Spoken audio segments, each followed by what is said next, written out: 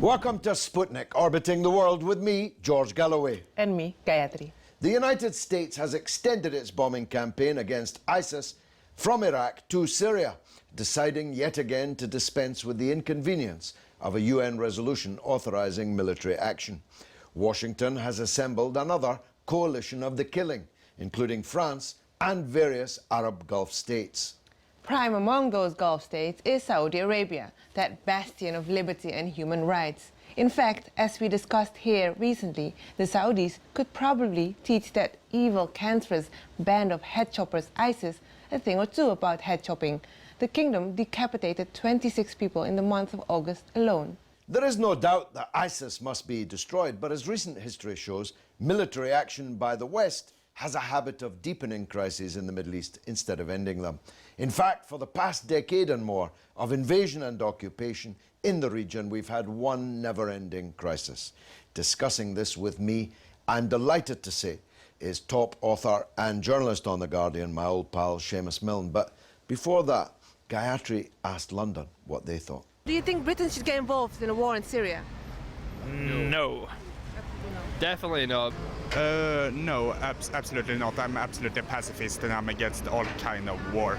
There's no point looking to Syria and all these Middle Eastern countries to see the problem. The problem is actually right here in England and America with all these ignorant people. I don't need nobody. I don't need no British. I don't need no American. I don't need no European Union in my country. All I need is Asia, and we can survive our country. So a regional solution? Yeah. We want our country to be in our own hand. Seumas, welcome to the Sputnik again. The British government has pulled back from involvement in the attack on Syria, but has decided to join the attack on Iraq. Why the difference? Well, I think the crucial thing has been the role of the Labour Party and the Labour Party leadership, which of course itself is responding to public opinion in Britain. Ed Miliband has made the distinction between joining the attack on Iraq because of the request from the Iraqi government and intervening in Syria, where of course there's been no such request, and the Syrian government had said that any intervention would be an act of aggression. Of course, there's no really legal fig leaf for the attack on Syria, despite the attempts to conjure one up in the last few days. I think and Labour's position, which was set out really last year when the British Parliament blocked the attack on Syria over the chemical weapons issue. You know, it's a response to overwhelming public opinion, not only in Britain, but throughout the world and throughout the Western world, including in the United States, which has opposed the continuing attempt by the Western powers to intervene constantly, redraw and control the Middle East and its resources. And of course, they've used the fact that ISIS is a particularly repugnant organisation, and its beheading of British and American journalists and aid workers, of course, in response, as they see it, to the intervention by the US and Britain, as a way of trying to change and shift the balance of opinion in the US and Britain. And to some extent, that's been successful, but it's very, very fragile. And the fact that there's been no vote in Britain to support the attacks in Syria that have been going on is, I think, a measure of that. The conservative journalist, indeed a colleague of yours for a long time on The Guardian, Simon Jenkins, was arguing on the BBC this week that ultimately these are issues that have to be resolved by the people themselves in the countries and the region. He's right about that, isn't he? I mean, absolutely right. And this is the underlying nonsense of this continuing endless war on terror that has been going on, really, not only since the 9/11 attacks, when it was officially launched by George Bush and led to the catastrophic invasion and occupation of Afghanistan first, then Iraq. This is the obvious lesson that cannot be learnt and won't be learned. And I think it comes down to the fact that the United States and its allies want to find a way to control the Middle East and its resources, but are unable to do so. It's obviously the case that these interventions, time and again, have led to the opposite of what they were sold as. They were supposed to be wars on terror, but they spread terror. It was supposed to defeat Al-Qaeda in Afghanistan and defeat the Taliban. It had exactly the opposite effect. Al-Qaeda spread all over the Middle East and North Africa and the region. The Taliban is, of course, coming back in big measure. In Afghanistan itself. Iraq was a catastrophe. There was no Al-Qaeda or ISIS when the United States and Britain and their allies invaded Iraq. It was, as the Iranians have said, a Frankenstein monster created by this invasion and occupation. Each invasion and occupation, each intervention, and of course we're not even talking about Syria, Syria, Somalia, Yemen, Pakistan, where the interventions have been going on in a less dramatic way in recent years. They've every single time led to consequences which are disastrous for the people of the region and also for the peoples of the countries making those interventions. What's needed, of course, is a regional solution, an attempt to bring together the powers in the region that have been backing different sides in dealing with the aftermath of the catastrophe of Iraq and come to a regional settlement. I think that clearly is possible, but the United States and the Western powers have other ideas. The countries that you mentioned, Yemen, Somalia, those are part of the 7 countries, Muslim countries as it happens, that Obama now has bombed in 6 years. The Nobel Peace Laureate. 7 countries in 6 years. I mean, this is the endless war. I mean, Barack Obama was elected to bring it to an end, and he made moves in that direction. He pulled out of Iraq. He wound down the Afghan war. But now the logic of the imperial position of the United States in the region is once again reasserting itself with yet another intervention, which will certainly have disastrous consequences. We know that. There will be terrorism that there wouldn't have been otherwise here and in other parts of the world as a result. And it won't lead to the solution of the ISIS problem. No doubt ISIS will be knocked back militarily, that's for sure, but it'll mutate and spread in other forms, and it will gain credibility. Isn't it? It will gain credibility from this attack, not the opposite. I met a very senior former cabinet minister in Mr. Blair's cabinet, a man who was gung-ho for all these previous wars, in the street this morning. I shan't name him as he was in his pajamas. But what a sight that must have been.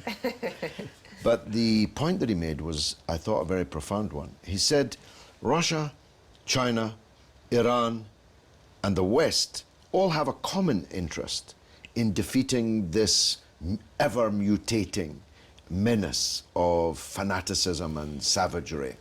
Why is it beyond international diplomacy, therefore, to get them all on the same page? That's true, and I think that is part of the story of how this could be settled in a different way, with the region at its heart, a regional settlement and agreement at the heart of a wider international agreement.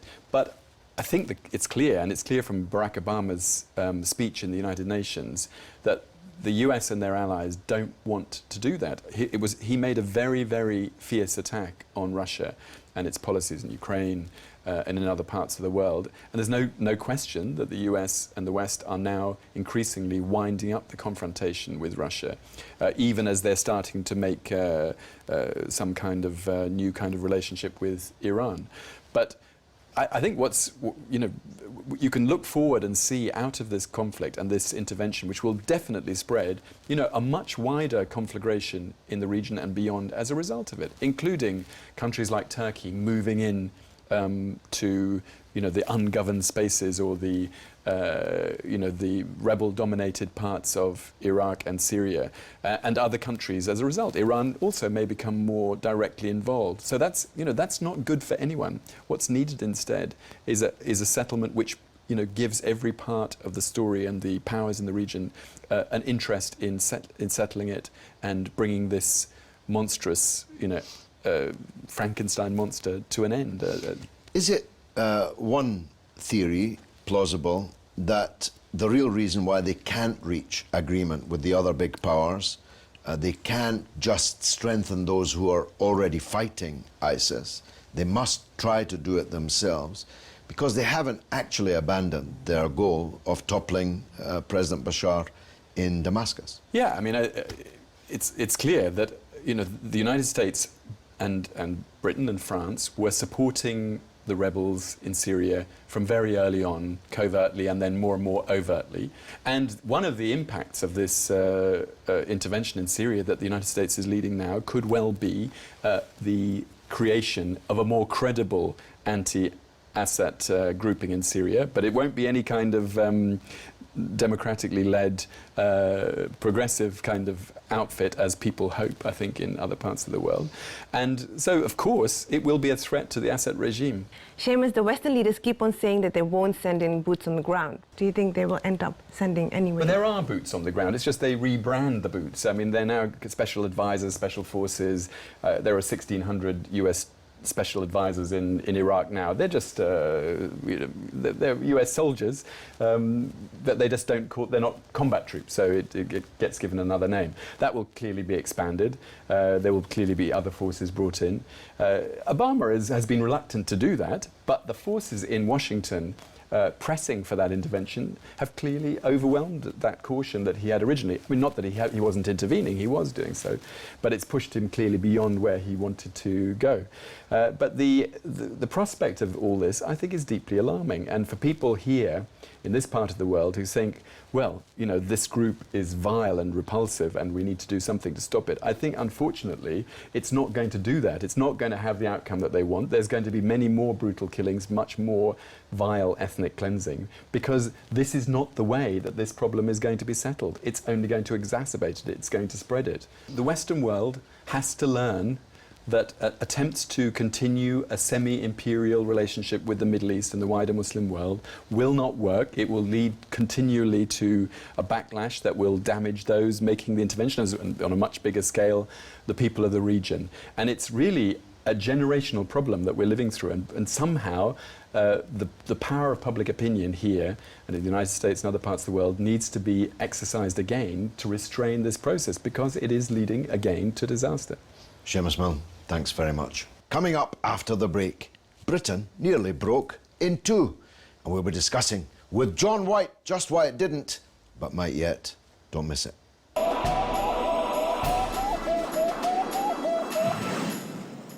Welcome back to Sputnik. The referendum on Scottish independence on 18 September saw an unprecedented 3.6 million people in Scotland cast a vote, out of a population of just 5.3 million, translating to a turnout of 85% of the electorate. Quite remarkable. It followed one of the most exhaustive and dramatic election campaigns in British political history. Believe me, I have the scars to prove it. After which 55% voted to remain with the United Kingdom and 45% to leave it. However, if you thought the matter was settled, you'd be wrong. In the aftermath, conspiracy theories alleging a rigged ballot, biased media coverage and other ill deeds have given way to renewed determination by the Yes campaign to make independence the key issue in Scottish politics going forward. The SNP and other independent supporting parties are claiming an upsurge in new members since the referendum. And with the formation of the self-proclaimed 45 movement, named after the 45% who voted yes, but also drawing an association with the 45 Jacobite rebellion in 1745, it's clear that politics in Scotland won't be returning to normal anytime soon. Joining me as I wade into this morass, I'm delighted to welcome political commentator and writer John White. But before that, Gayatri took to the streets of London, red gloves and all, to find out what people thought there. We had to put up with English MPs disrupting Scottish question times. So I don't care that they're whinging and moaning like a bunch of little Englanders. We're from Dundee, so they all voted for yes. One of the a bit disappointed. I think it would have been a very small Britain, not Great Britain, Little Britain. This is Britain now. If it had gone, it would have gone, and then we'd have had to collect the pieces and bring it back and we're like, oh. It was an enormous cleavage, John. You and I were both there. You analysing and theorising, I virtually hand-to-hand fighting, political fighting on the front line. It was as sharp a polarisation as I have ever known. People hated each other, at least for a moment. in my case, quite a lot of people hate me still, judging by my Twitter feed, got quite vicious. Why was the cleavage so deep? Well, in the words of Oscar Wilde, patriotism is the virtue of the vicious, and I think we saw that come to the fore during this campaign. But I think the key word in your remarks at the start of this package was unprecedented.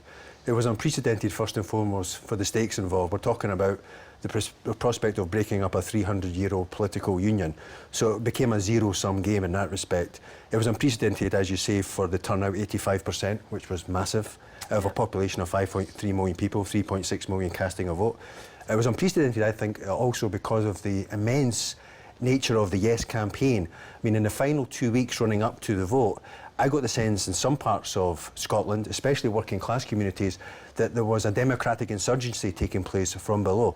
And I think it rode a wave of anti-politics, which was given political expression by the Yes campaign. But for me, the most important aspect of this referendum was the collapse of Labour in Scotland. I mean, the Better Together campaign, if you wanted to write a manual on everything not to do in a political campaign, you would come up with Better Together. The man who led it, Alistair Dallin, is a perfect example of a first-rate, second-rate man. The decision by Labour to join into a campaign with the Tories will go down in infamy, I think, almost on a par with Ramsay MacDonald, the Labour leader's decision to enter a national government with the Tories and Liberals in 1931. But interestingly, rather than resolve the issue, all it succeeded in doing is kicking over a constitutional hornet's nest, which has reverberated right across the United Kingdom. Well, we'll come to what it means for the United Kingdom in a minute. Gordon Brown had to be brought back from the living political dead. Otherwise, they would have lost the referendum. Ed Miliband didn't even acknowledge his existence in the campaign. In his speech to the Labour conference this week. If not for Gordon Brown, I'm absolutely certain that the result would have been yes. And I speak as someone who played a part in the victory myself. The collapse of Scottish Labour was most pronounced amongst the 20% of Irish Catholic Scots who had traditionally been virtually 90% Labour for generations, for scores of years. Why did that happen? Well, I think there's been a more increased assimilation of the Irish immigrant community in Scotland over many, many years. It's not the same as it was in the 1930s or 1920s. But when you talk about Gordon Brown's role, I mean, if you were Jim Baxter holding the midfield together, facing defeat, Gordon Brown was Dennis Law coming on a last minute of extra time to nick the winner. And the fact that he's been so abruptly and blatantly airbrushed from history of Labour, which we saw at the Labour Party conference when he wasn't even on the stage with all the dignitaries from Scottish Labour, that tells you a lot about the state of the Labour Party. It seems to have collapsed in on itself. But interestingly, I think the Scottish National Party were very clever in how they posited this campaign. They called it civic nationalism. They tried to... Never felt very civic to me, exactly. I must say. They tried to maintain it was an inclusive political project, which obviously we know nationalism by definition is exclusive. But they were very, very, very clever in how they sold it. And I think a lot of people bought into that idea. I mean, if you think of the Saltire was waved as a progressive symbol throughout this campaign. And if anybody knows the history of the Saltire, it's as much a reactionary symbol for an anti-imperialist or anti-colonialist such as yourself as the Union Jack. But this was all airbrushed, and it was the Saltire was this flag of progress. And I think, unfortunately, especially on the left, socialism in Scotland has given way to parochialism, and we're suffering. They're now talking about continuing the fight. They had earlier said it would be dead for a generation if it did not pass, but now they're saying they can't rule out having another go in 5 years' time. And some slightly dangerous, risky ideas are being floated now by the Yes campaign. A unilateral declaration of independence, achieving independence by the mere act of electing a majority of SNP MPs. Do these ideas have any legs? They certainly do amongst us an element of the Yes campaign, as you mentioned, the 45 group, which is a reactionary turn in response to the vote, given that 2 million people living in Scotland voted no. We do live in a democracy after all, but they're not accepting the result. So the Yes campaign is determined at this point to keep going. There's going to be a proliferation of new parties on the left, new permutations, new coalitions, etc. And independence will be the key issue around which they will all revolve. So this issue is going to consume Scottish politics for quite some time. But it won't be led by Alex Salmond this time. Do you think that will make a difference? No, I think Nicola Sturgeon is obviously going to be the new leader of the SNP. Alex Salmond, who fell on his sword the day after the vote, he resigned. He added quite a Shakespearean quality to the whole affair. But Nicola Sturgeon, I think, is Alex Salmond in a skirt, to be honest. Let's move on to what it means for the rest of the country, because if Gordon Brown played that decisive role that we both think he played, the message he delivered in playing that role, namely that there would be other, more powerful instruments devolved to the Scottish Parliament, Devo Max, Super Devo Max as I called it. It looks doubtful now whether that's going to be delivered, at least on the timetable that the three party leaders promised. That's also very dangerous, playing with fire, isn't it? Yeah, well, I think it's playing with fire in the sense that if you start parsing out more powers to different parts of the country, then you will end up with that race to the bottom that we warned against with regard to the possibility of independence, tax raising powers, corporation tax and so on. So you could end up with a situation where the centrifugal forces pulling against Westminster would be such that you're talking about the breakup of the United Kingdom by default. So I do think this will all dissipate, though. I think that we'll go back to politics as normal, hopefully sooner rather than later. But I do think in Scotland the issue will consume politics in Scotland and the body politic in Scotland from here on in. What about the English nationalism that risks being sparked by what is seen by right-wing nationalists in England as an overcompensation to the Scots in order to keep them in the Union? Devolution for England, an English Parliament, English votes for English measures, no MPs from anywhere else being allowed to vote on Tuesdays and Wednesdays in Parliament and so on. Does that have legs, or is that just a kind of UKIP right-wing nationalist pipe dream? Well, I think it has legs because UKIP has such traction now in parts of England, so it kind of plays into their narrative. But I think the danger with this is that James Connolly once said that partition, talking about Ireland, would lead to a carnival of reaction on both sides of the border. And I think we're seeing an element of that now on the back of this referendum campaign in Scotland. We saw the ugly scenes in George Square in Glasgow with loyalists taken to the streets because nationalism begets nationalism. Nationalism is not so much a political doctrine as a symptom of political and social underdevelopment in one instance, or political and social retardation in the other. Scottish nationalism and English nationalism belong in the second category. So under the weight of austerity, we're seeing a rise of nationalism of different gradations, different levels of force all over Europe. And Scottish nationalism fits into that narrative. So I think we've just succeeded in erupting all these schisms, these fissures, national identity, identity politics. We're even seeing the recrudescence of regional identity. Cornwall, Yorkshire, you know, Shetland was talking about having its own referendum if Scotland had voted yes. So I think you should be careful what you wish for when you start talking about constitutional politics. This anti-politics, finally, I'm absolutely with you on that. Much of the feeling was not so much for Scottish nationalism or the creation of a Scottish state, but a rejection of what I call the three cheeks of the same backside, the political establishment. What kind of likelihood is there that the mainstream political parties can recover any of that ground? Well, looking at the Labour Party conference in Manchester, there's very little prospect. I mean, one of the key things that I saw took place 2 or 3 days after the Scottish referendum, when the dignitaries in the Scottish Labour hierarchy arrived outside the Labour Party conference in Manchester to a rapturous welcome and applause from the Labour bigwigs. You'd think they just won the European Cup. This was a disaster for Labour. Glasgow, North Lanarkshire, West Dunbartonshire, these were Labour strongholds for decades. They used to weigh the Labour vote in these areas. Absolutely. They've gone, and in parts of Scotland, especially low-income communities, Labour is almost as reviled as the Tories. So you think that this would spur a period of introspection about where they've gone wrong. No, they're but cheering. Clearly it hasn't. They don't get it. And I think the danger is that we're going to go along and we will have separation if there's nothing to fill that vacuum. People need change, but not just in Scotland, all throughout this island. But the disconnect between the political class and ordinary people in the street, especially poor who are suffering under austerity, has never been wider, and is very, very dangerous. John White, thanks for that.